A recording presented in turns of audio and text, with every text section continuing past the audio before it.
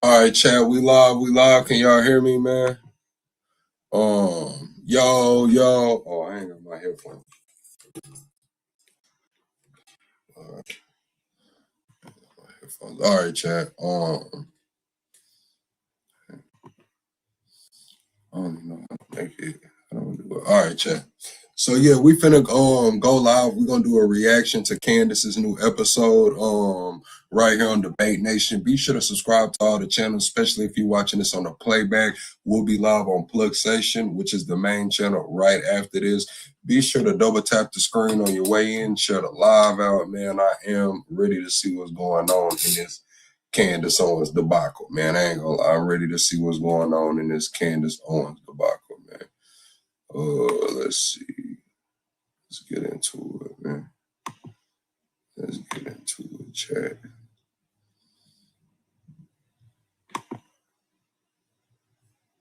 Happy Monday. It's looking like.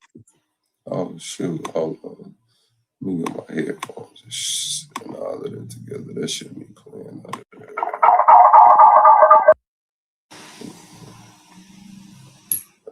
War with Iran, ladies and gentlemen. Wow, now I don't hear nothing.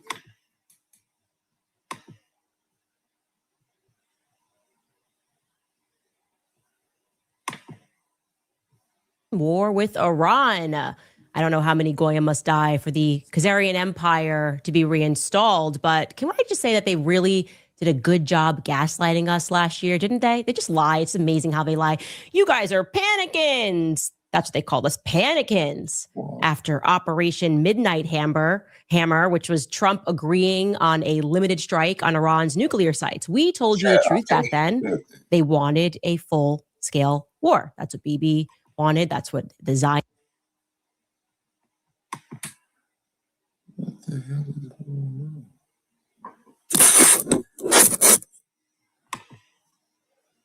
Can y'all hear me? I can't hear a motherfucking thing. What?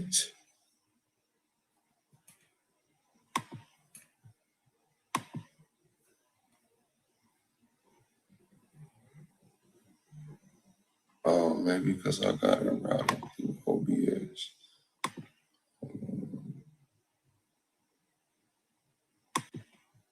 Zionists around. Okay, there you go. That shit loud as hell too. Can y'all hear me on the mic though, chat? Press 1 if y'all can hear me. Can y'all hear me on the mic? Damn, that shit was loud, boy. Damn, wow, that shit was loud, wasn't it, chat? Let me cut this bad boy down. So. Trump wanted, and the one person who stood between America's involvement with a full-scale war in Iran was Charlie Kirk. If Charlie Kirk was at the White House and he convinced Trump that it was a terrible idea that would crater his support and ruin his legacy. Bibi and his minions, they were angry about that. Charlie Kirk, 31-year-old, he's the person that's stopping us from getting what we want. It is my personal belief that that is the very reason. Hey, press 1 if y'all can hear it. To have that obstacle eventually removed just months later. That's what my timeline reveals to me, that it is very likely a plan was set in motion after Charlie beat Bibi's desires at the White House. Now, I believe on the basis of evidence that Charlie's murder was likely a very sophisticated military operation that was meant, and here's the funny part, this is how insane these people are, ironically, they wanted his murder to galvanize American support behind Israel. That was their plan. That's why Bibi immediately got on the air to remind you all how much he loved Israel, right? They wanted to all get out there and say that because they didn't want us to learn that Charlie had actually abandoned their cause entirely. So Charlie was removed, and in his place, we got a Shabbat Shalomin, not so grieving widow. This is the book my Charlie wanted you to read. He just finished it. He loves the Jews. He just finished speaking about how much he loves to Shabbat and to Shalom and to say daddy's home and to throw down his phone, Barry Weiss. It's just incredible when you think about it all coming together. Who are you, Erica Kirk? I seek to know. Welcome back to Bride of Charlie. We have nothing to hide.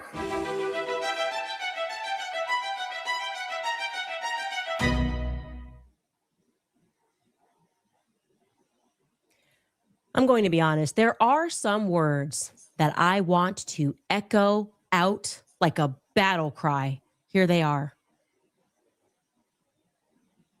President Donald Trump has said, I will not allow Iran to get a nuclear weapon because he has said when crazy people have weapons of unthinkable violence, you have to deal in reality. The longer I live, the more I realize that puritanical, ideological approaches to situations like this are not helpful. On one side is the Lindsey Graham, John Bolton types, where they are actively calling for regime change. Here is Y'all Lindsey remember when Graham. John Bolton got This is snatched just out the lunacy. crib naked? We want to go all in and take out the regime.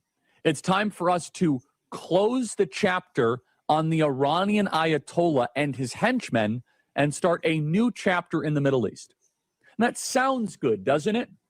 But what have we learned when it comes to wars, and especially wars in the Middle East? What you draw up on a whiteboard rarely happens. What you think theoretically is going to occur, there might be unintended and unforeseen consequences, especially when you're talking about a country 2.5 times the size of Texas. It has 90 million people. And Charlie Kirk is cooking right there, chat. Like, Charlie Kirk really cooking, because that's a big-ass country. 90 million people. Plus, we just heard Trump say today he doesn't care about the polling when it comes to putting boots on the ground. Trump just said he doesn't care about the polling, about putting boots on the ground. That's crazy. Was an ancient and great power with well over a dozen ethnic groups.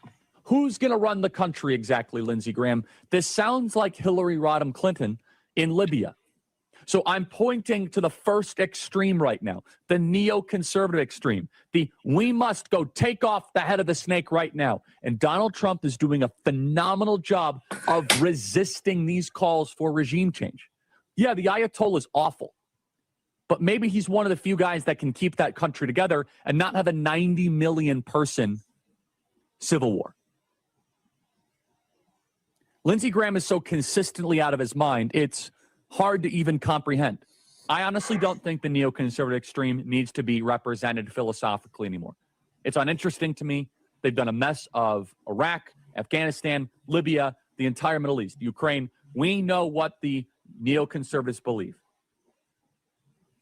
Oh, Charlie, if only you knew that they're trying to convince us that the legacy of Turning Point USA is actually neocons. Neocons will be opening for AmFest, people that want war, people who are cheering about regime change in Iran today are the very people that your wife is going to hand over the keys to.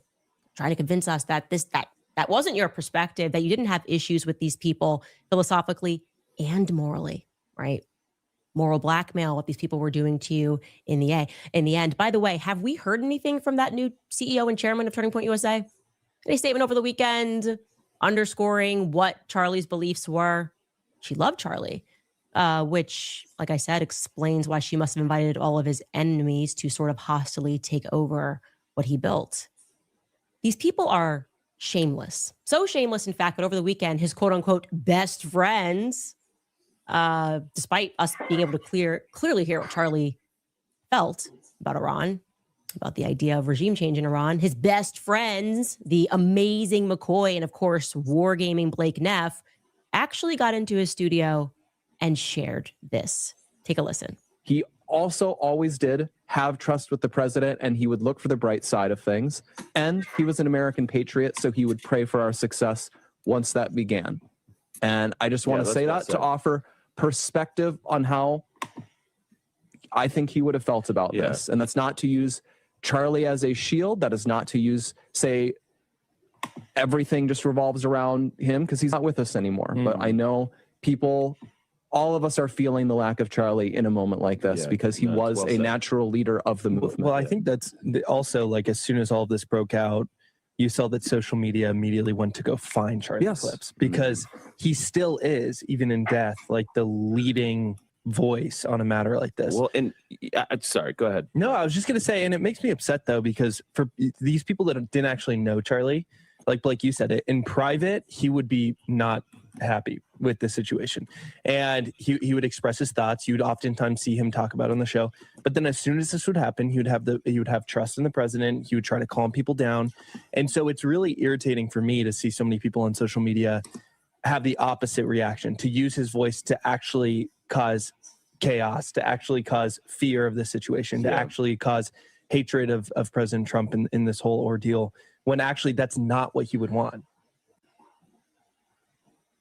It really is just amazing to watch it. It's just shameless. Like I said, it's just shameless. They don't even care. They're going to get there. They've got the ghost of Charlie. Aha, we can direct the ghost of Charlie. Why are you sharing these old clips of him as if he would have stood against the president, even though he literally stood against the president and told him not to go to war with Iran? Trust me, if he would have been here, he would have been supportive of what the president is doing, which was explicitly against what Charlie shared in his own words. Shameless. Like Erica, having been slated to record something alongside Bibi Netanyahu and Ben Shapiro. No one even believed me. I tweeted that about a month ago. They were slated to record something ahead of the Super Bowl. I don't know if it was for the Super Bowl, but it was just ahead of the Super Bowl at Mar-a-Lago. And last second, whatever they were going to record got canceled in the umpteenth hour. She was teaming up with Ben Shapiro and Bibi Netanyahu. And then maybe somebody was like, hey, this isn't a good idea. Because she loved Charlie. She loved him like Lyndon Baines Johnson loved JFK. No time to grieve. She needed to be sworn in as the new leader before his body was even cold. In case you didn't know this, LBJ was actually a crypto Jew, as they term it, a Jewish gangster. Crypto Jew, to be sure. More on that later. We'll talk more about that later. But first, let's recap what some of these characters that we've been introducing to you on Bride of Charlie. Let's recap them because it's good to remind ourselves of all of the people that are in this very elaborate story. First and foremost, we introduced you guys last week, Dr. Jerry Franzfey. She's like Dr. Jerry Franzfey-Steen is what I'm going to call her.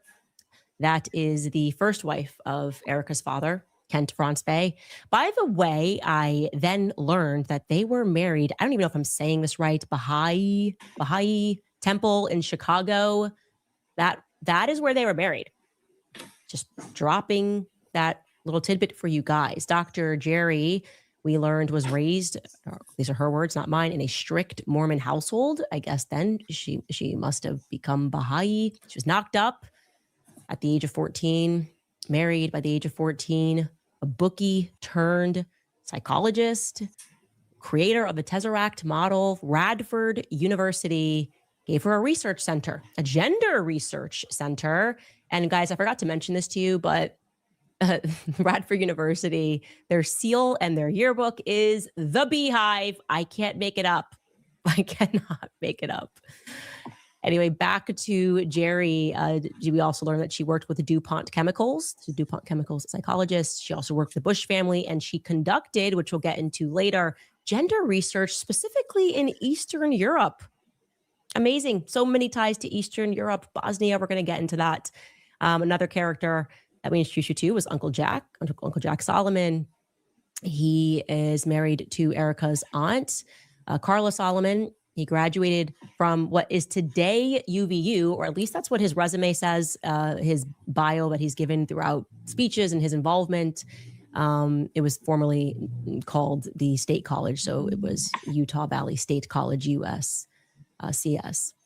He helped to build the UVU campus as a board member for UVU Center for Jewish Studies, professor of political science at BYU. I should mention Jack was also the founder of what is today known as Bally Technologies. He's relevant because we're going to be speaking a lot about the casino connection to a lot of people. And Zion's Gate in Israel is his family's dedication, not Erica's, but his family's dedication. And of course, probably the one that took us on the greatest journey is Lori Abbas Stanley, Erica's mom, Lori Abbas Stanley Wallstad Franzfey Gwinta. She's even divorced from Larry Gwinta, however you say that. We'll just leave it here because we're going to build on her today. But corporations are coming out of her ear. She's got so many companies, and then they are never filing on time. They've got to be shuttered.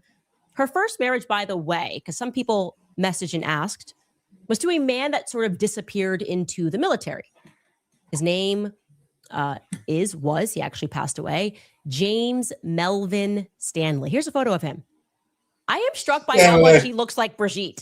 I just want to say that this is the only photo I could find of James Melvin Stanley, her first husband. She got married to him, I believe, when she was 19 years old. But I looked at this and I went, mad. This looks like Brigitte. I don't know, just like a little funny little side thing.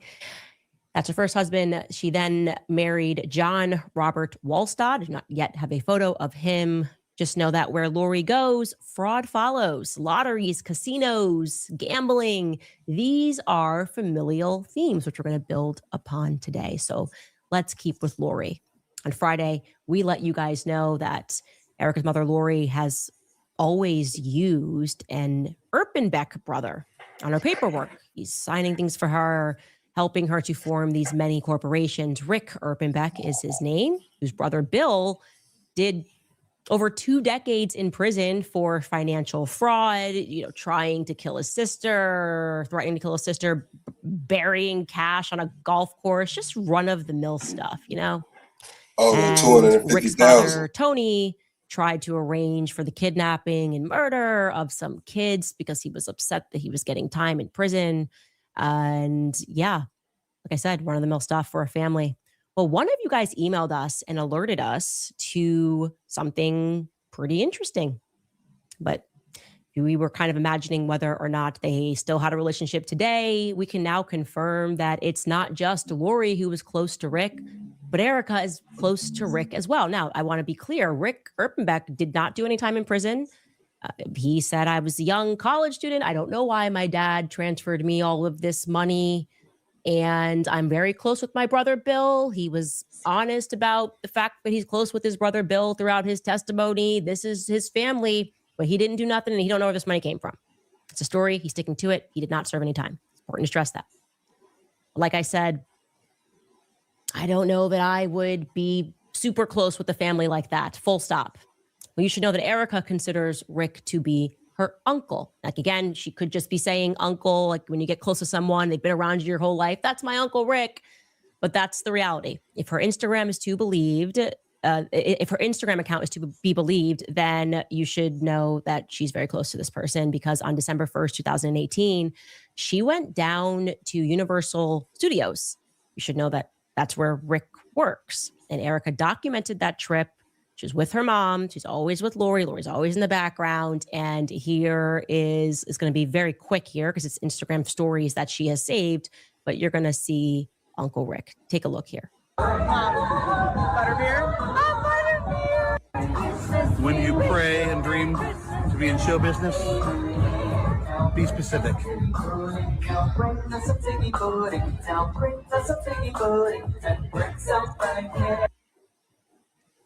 By the way, I should mention he's high up at Universal. It makes me wonder if that could have been a potential pathway for her to win Miss Arizona in 2012, because NBC Universal Studios, they split ownership back in 2012.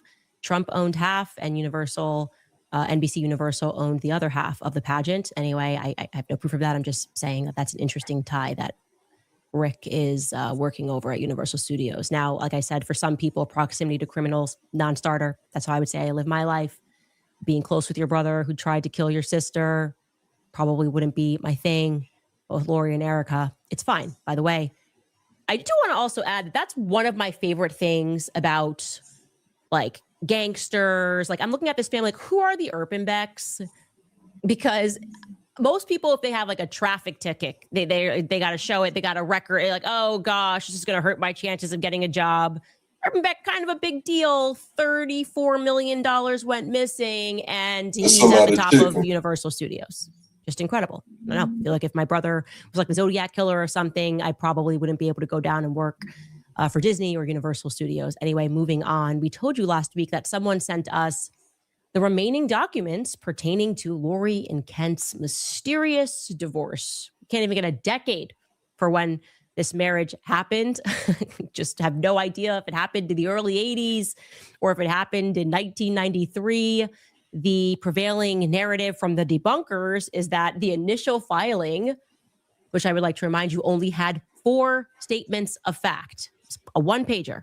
It was simply a clerical error. when they listed Erica's birthday as November 22nd rather than the 20th of November, which is the birthday that she has today. Now, to be clear, there was no cleric involved. It's a document filed by Lori, sitting down with her lawyer, reviewing it with her lawyer. And by the way, when you go into a courtroom, you have to swear the statements are true. You have to swear the statements are true. The birthday was what we showed you, also featured on 2 separation agreements authored in 1995 and authored in 1996. So separate documents. But we couldn't access the rest of them. And then I told you someone sent them to us, and we can now show you the remaining filings. We have, at first, I'm going to show you this joint shared parenting plan, which is, you can see, filled in by hand on January 8th. I'm going to go with 1998. That was my best guess. It's hard to tell since someone tried to edit it by hand again. And this is real life, so you just do what you want there. But the point is that Erica's birthday is again listed as November 22nd, 1988. Okay. Then came an amendment to the child support plan, which was drafted on September 10th of 1998. And it is, in my opinion, the most egregious of all the filings. I just want to show you this. There's no notary. There's no judge signing off on another page of it. It's really kind of just Lori. And I think even her attorney was like, this is a bridge too far even for me. And Lori was just like going off of vibes there. And I just wanted to... Chat, hit the like button, man. Double tap the screen, shut the live. How do y'all feel, man? Press 1 if y'all believe Candace, man. Press 2 if you think she's going a little too far. Be remiss if I didn't show you the signature page, because I find the signatures to be very similar between her and Kent. Remember, we're supposed to believe Kent waived off his rights without a notary to these documents. So Lori's kind of running the show. Then I'm going to show you this November 10th, 1998 final decree. This time, Erica's name is typed in. And once again, her birthday is listed as November 22nd, 1988. Let's move on. Let's move on to the medical child support document, which was entered in the following year, January of 1999. This particular document requires the consent of the health insurance company. In this case, it's listed as Aetna. What is entered in as her birthday is November 22nd, 1988. And I want to be clear, this is all for child support. So actually, the only date that really matters here is Erica's birthday. You want to make sure you have the right kid. We're moving on. We're in, it's 1999. They're still, everyone's confused and thinks Erica's birthday. They're actually not confused. They're consistently telling us that it's November 22nd, but we're not done.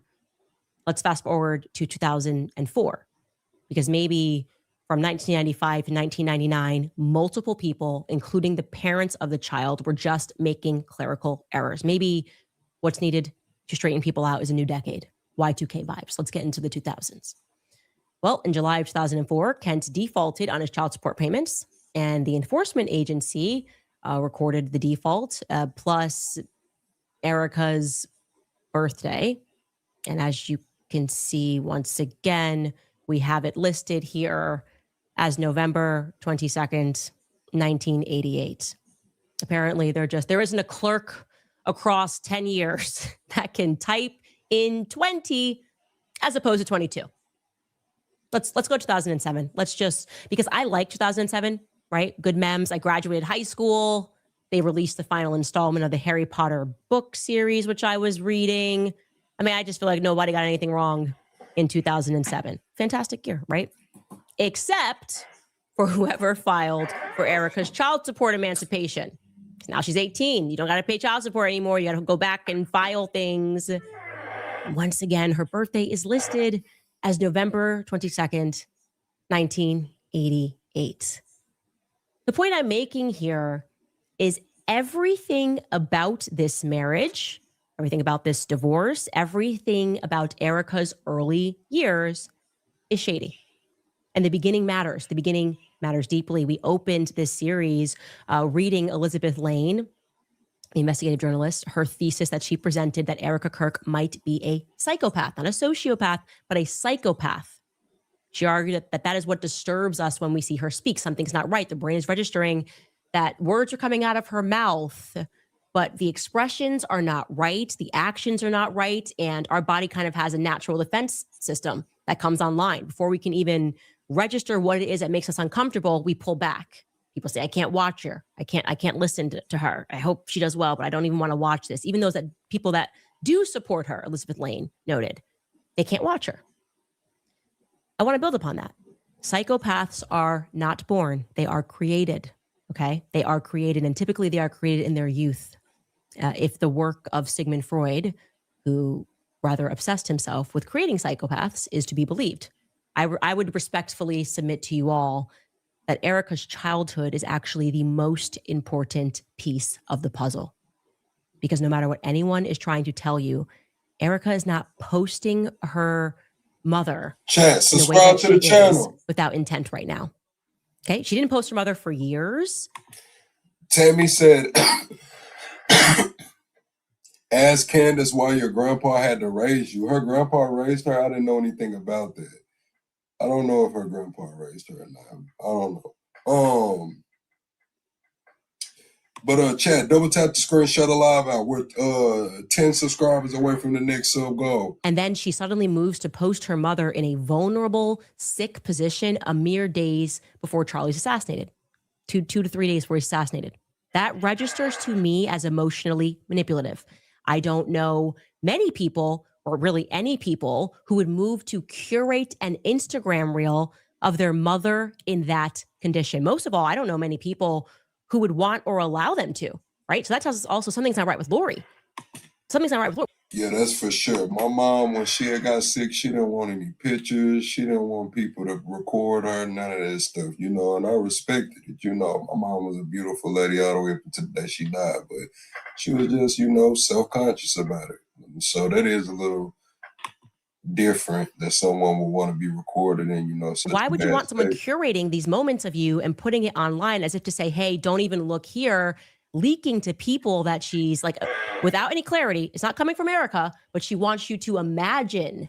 One person said, oh, I heard her mother has cancer. They're putting this out here without any clarity.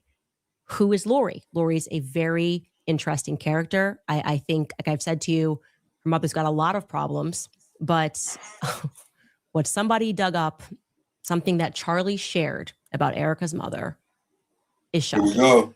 Absolutely shocking. More about her ancestry.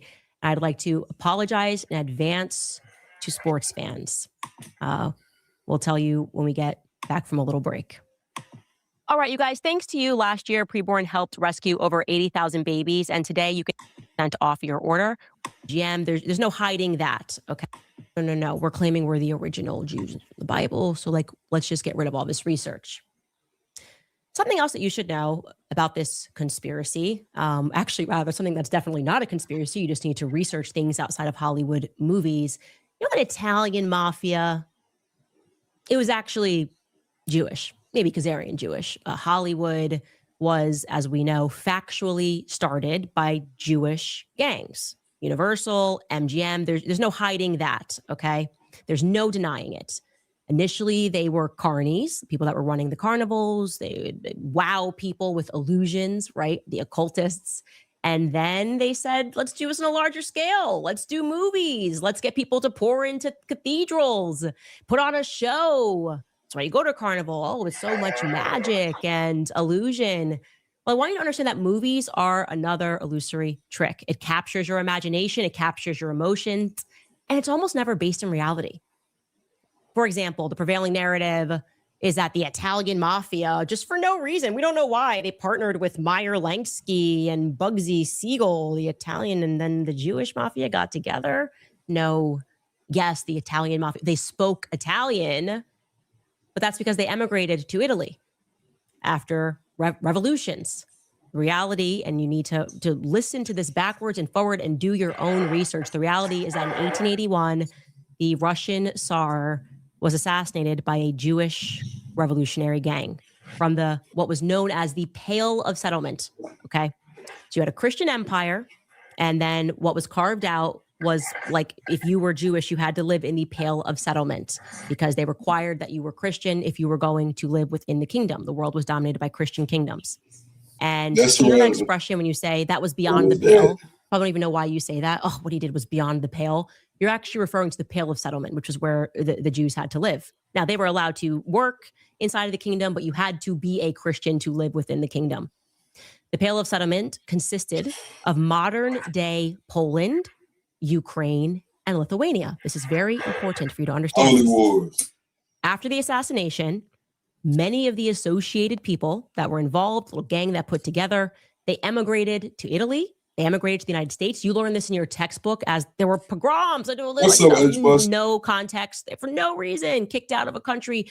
There's actually no evidence they were ever kicked out, but they left. The revolutionaries left. And there were actually all throughout this time frame, by the way, these sorts of revolutions happening all across Europe, trying to overthrow and divide Christian kingdoms. Deeply organized revolutions. Initially, they failed. German revolution failed. Italy, Austria, failed revolutions of 1848.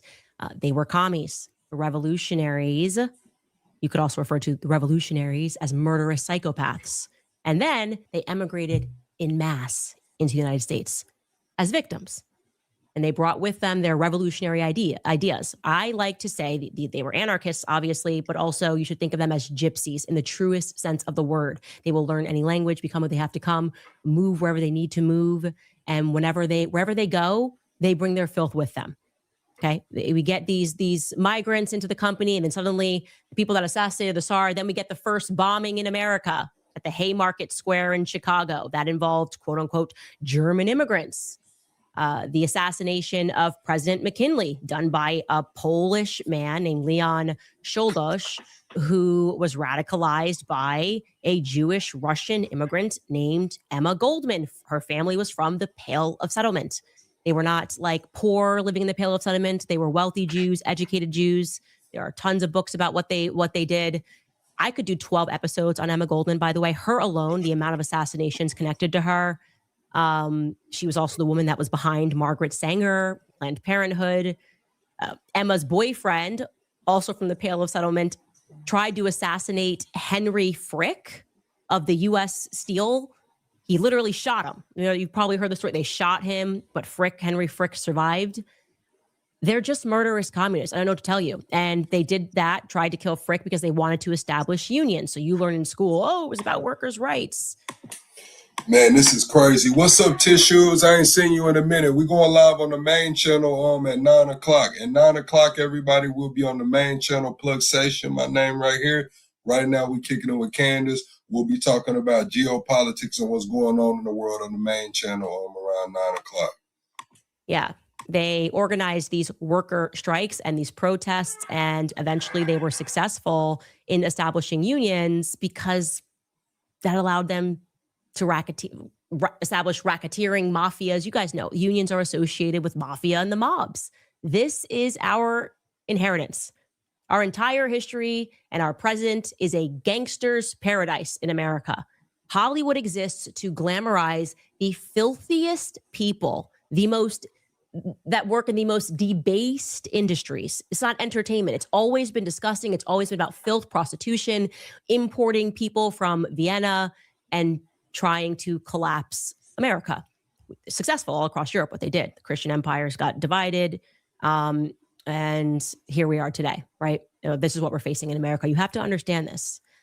So you get to this mafia, you get to the mobs, you get to, obviously, usury. You will always know them by what the filth. So when she says the Christian empires get divided, is she talking about, and she says this is what's going on in America right now. So is she talking about like Catholicism, Zionism, Baptist? Like what is she saying? What is she saying? That's what's going on. That they bring. Okay, think about the Great Depression. What was that about? Oh, now we need, we got to establish this, the Fed. We got to establish the Fed because of the Great Depression. And the history of sports is an interesting subject. We start bringing that up because sports was a distraction. It is a form of entertainment. I'm not trying to ruin these things for you.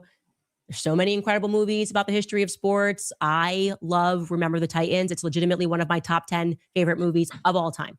Love it. But I would say that I don't have I'm not going to lie, Candace. Remember the Titans is okay, but to put Remember the Titans over Friday Night Lights,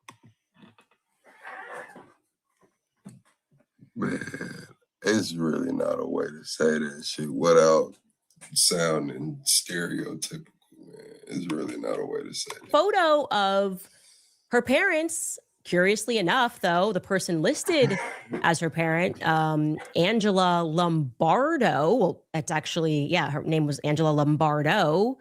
And curiously enough, we can confirm that her mother is a Lombardo. That's her maiden name. In other words, Erica's maternal grandmother is Angelina Lombardo Abbas. You can see that here in this obituary from 1970. The bottom there, it says that.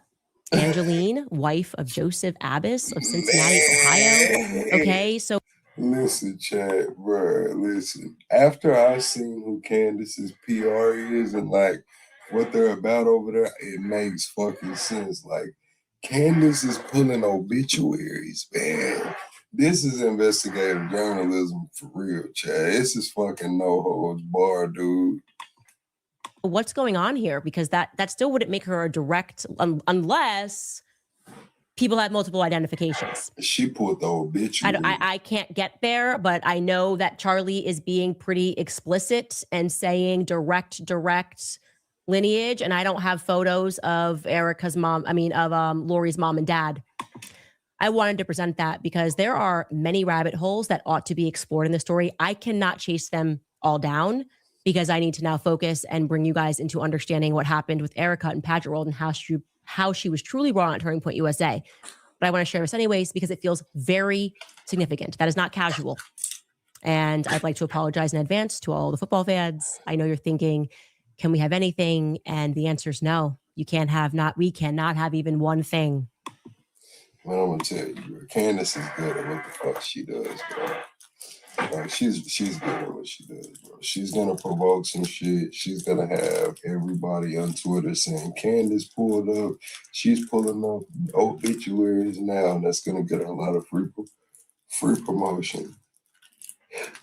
And then she's leading on to the next episode. She's dropping what is that shit called? Foreshadowing. You know what I'm saying? Like little hint of foreshadowing right there. Like, yeah, I really want to get into Erica and how she got into pageant life and how she actually got connected with TPUSA and all of that.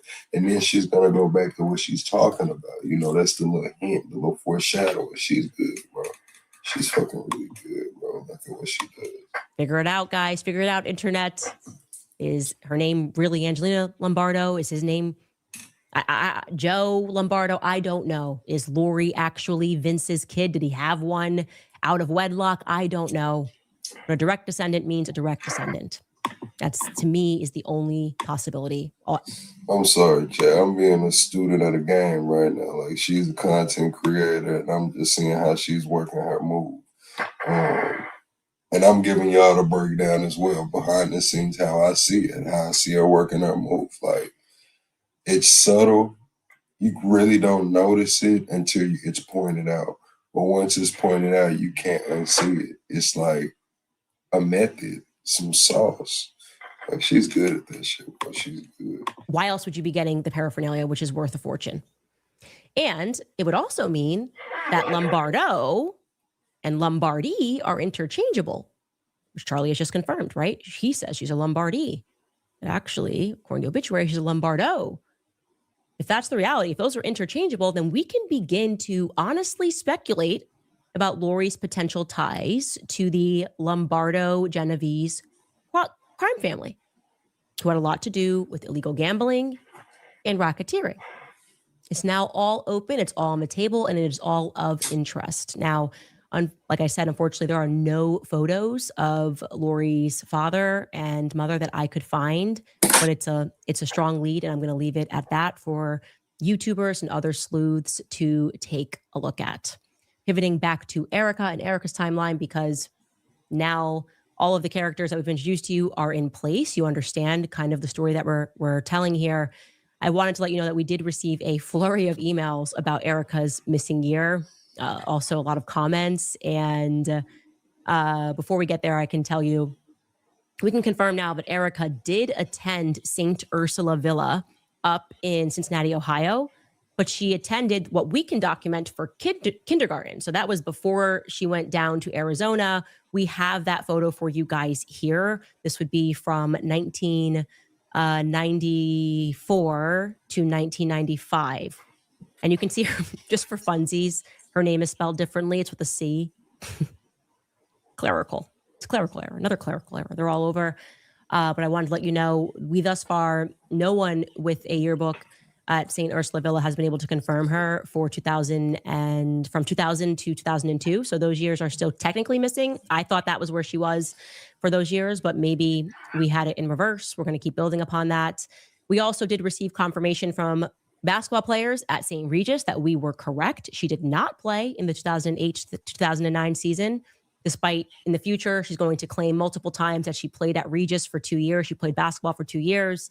Well, I can show you this photo that we also gathered of Erica with her Regis University team members. This is taken in December of 2007, but she did not play. Regis University, like I said, her stats are still up. We could not find her in a newspaper. And now we have team members that are confirming that she did not play for the 2008 season. So the mystery remains, where was Erica hiding afterward for 8 months? Many of you guys thought that she went to have a baby. You guys are like, in my day, when someone went away for 8 months, it's because they got knocked up and they had to go away. And I've seen no evidence of that. I'm just sharing that because it was a repeat comment.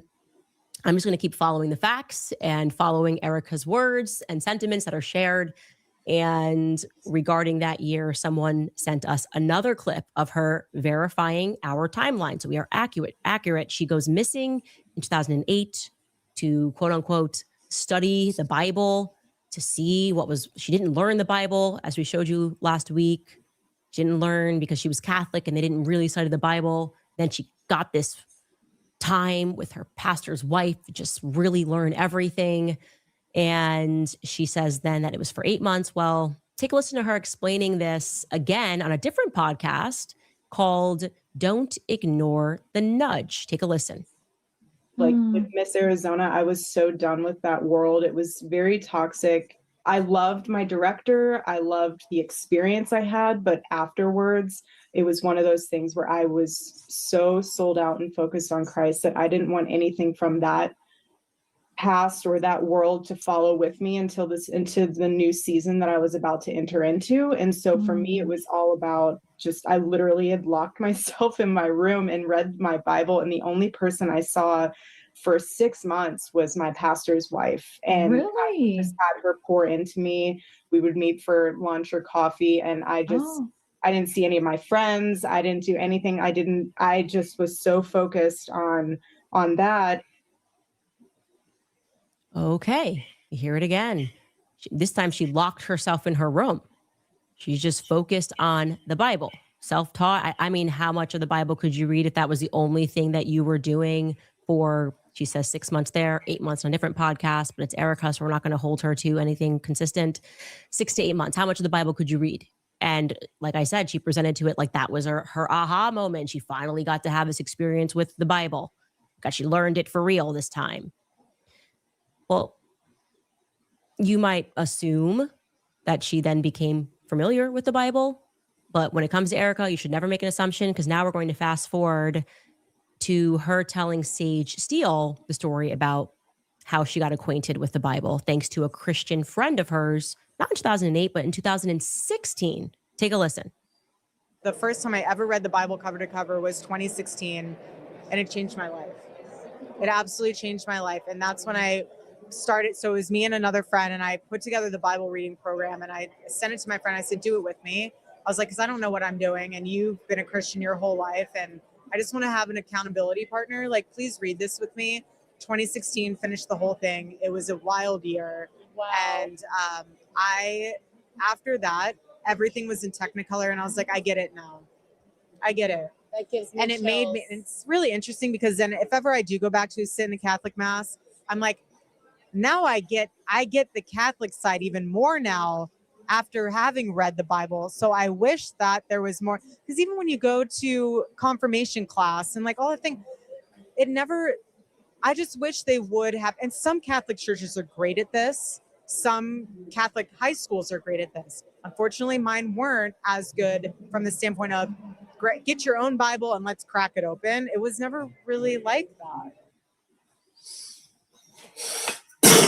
What's up, Tony? I don't know what's up. I don't know what's down. I don't with Erica. It's just, you don't know what the story is. Like, you could say she didn't read it cover to cover in the first 8 months, but I would imagine she didn't need her friend and turn to a friend 8 years later and go, what am I doing? If she had 8 months to study the Bible with a pastor, I think a pastor would be better suited than a friend. I just don't know what is real with Erica. She gives me the vibe of someone whose brain has been rerouted. Like the pathways in her brain have been rerouted from the time that she's a child. Like, she just had to lie so much that she doesn't even recognize that what she's doing is lying. Like, she just says something and it's like, this is what works in this room, exactly as Elizabeth Lane described it. This is what works in this room. This is who I have to be. Okay, I'm sitting with Sage and I'm trying to now explain what brought me back to the Catholic thing. Like, maybe I need to be Catholic this week, or, maybe I need Protestant next week. So I said it at that podcast that I did it because I didn't have an appreciation for Catholicism. But now I'm saying that studying the Bible made me have an appreciation for Catholicism, which I wasn't getting. It's so all over the place. I don't know what to make of it. I don't know, other than someone who was programmed and has had to tell so many different stories that she can't really pedal backwards. She just kind of just keeps going and just keeps swimming and just keeps swimming. And what she's going to say tomorrow is not going to be what she said yesterday. It's too many lies.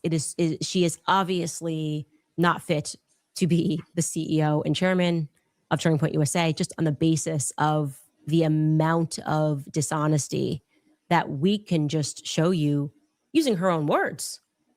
Okay? Just using Erica's own words, trying to make sense of anything is a very difficult task.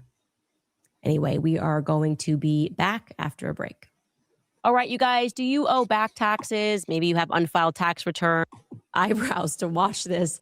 Smart way to get your Owens. Again, that's americanfinancing.net/Owens. What do you guys think? Do you think Erica was born into subscribe to the something? channel. I have that general sense. I will say that. Do you think something happened to her in her childhood? Tesseract. Well, I'm going to give you tomorrow Tesseract's direct ties to Fort Huachuca. Man, it's just I just had them everywhere right at the very beginning. I would very much bet that Erica knows what Fort Huachuca is. That just feels right to me. Anyway, that will be tomorrow. Top comments from Friday's episode. Brigitte, if you're reading this, you are still not off the hook. That was hilarious, number one.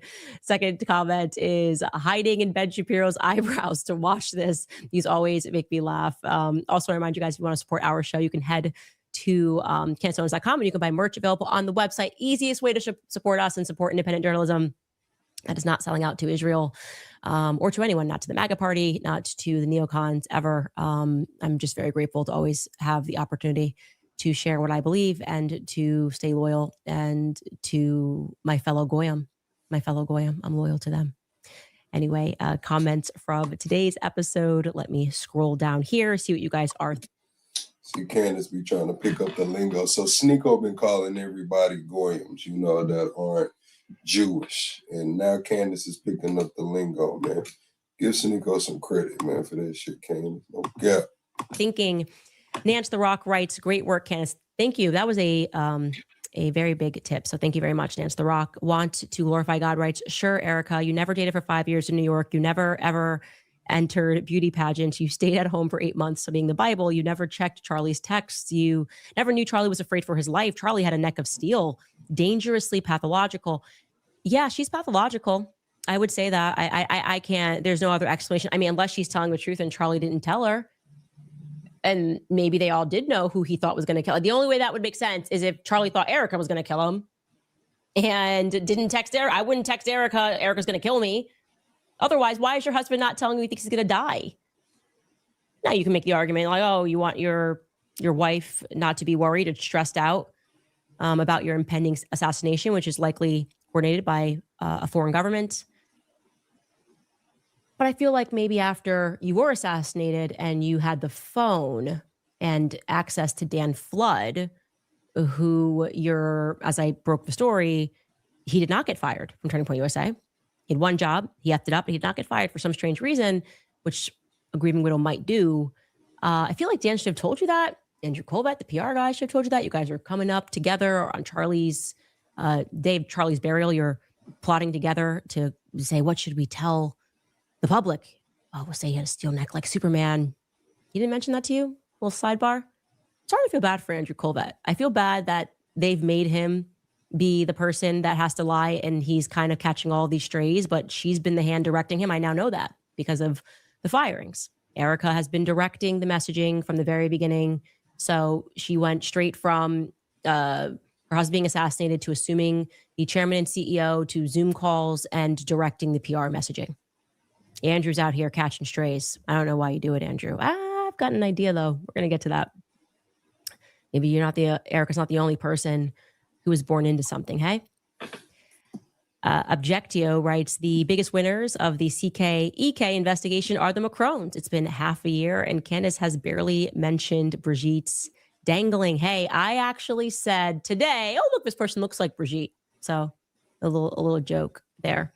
Sonia here for Truth writes, Candace, we are behind you. Keep going, Max. You, your family, and your team are always in my thoughts and prayers. The truth sets us free and we are free to seek truth. Christ is King. Jesus is Lord of all. Agreed. And thank you for the support. Conjure Up writes, Urban Becks, the same ones committing fraud in Cincinnati, the home builder fraud, the bank folding fraud. I don't think you saw Friday's episode. You should go watch that. Yes, that's Erica's uncle, Rick. Now, she could be, to be clear, not suggesting that they are his actual uncle, she's got some family that she claims to be her family. You know, Nicole Rothstein, cousin. She's over there saying, this is my family's dedication. I don't know if this girl has a full-blown personality disorder where she just becomes the thing in every room, or if she's just like, hey, we've been close, and people do that casually. We'll say, like, that's my uncle. Like I would, you know, if I've got a best friend and they have children, you say, oh, that's her aunt, that's her uncle. I don't know. I don't know what she means by that. And, you know, we can shoot her a question after the show and ask for clarity of whether it's a funkle or a bloodline uncle.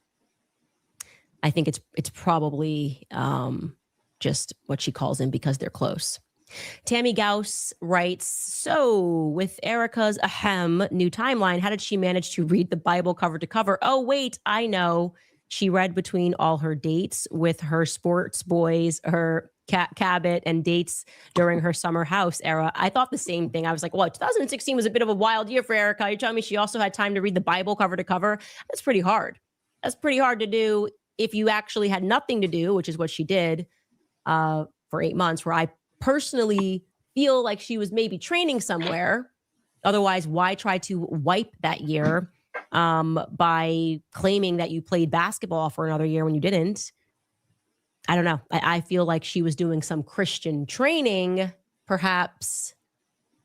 Again, it's my opinion. It's my podcast. I'll share my opinion. Misty writes, why are they still calling it the Charlie Kirk Show? It's time to retire the name in respect of Charlie's memory. How about the Turning Point Show? I think that wouldn't even do it justice. Turning Point makes people think that it's Charlie's legacy. It's not. They should rename the company. They should rename it Shabbat Shalom. Shabbat Shalom USA. And that would be a better representation of its new leadership, its new opinions, neocons, which Charlie could not stand. These people, he couldn't stand them at all.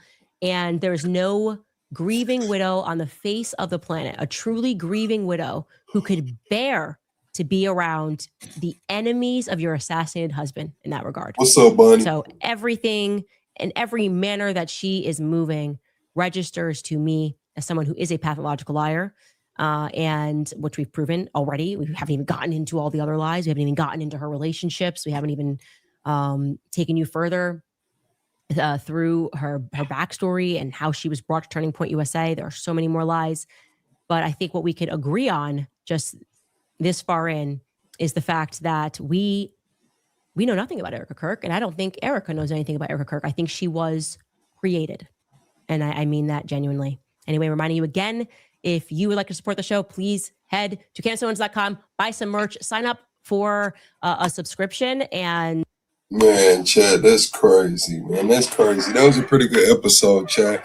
My thoughts and opinions. It was crazy about the Lombardi thing. I guess y'all told me how she was gonna tie it together with betting and illegal gambling and all of that going on with gambling going on. Now, she says that she's going to get into Erica's story, but tomorrow she's going to tie into the school in Fort Huachuca. So she hasn't given up on that Fort Huachuca either, chat. But what we are finna do is get up out of here, chat. Be sure to subscribe to the channel. Also subscribe to the main channel, Plexation. Y'all see my name right there. We're going live at 9 p.m. Central Time on Plexation. We're going to talk about what's going on in Iran, Israel, and the Middle East. Man, we're going to talk about Trump, what he spoke on. Marco Rubio also spoke as well. And I'm going to give my thoughts and opinions on how I believe that the Somali fraud that was exposed in Minnesota was actually a soft launch to sway public opinion for this war in Iran. Yeah, chat. I'll see y'all on the next one.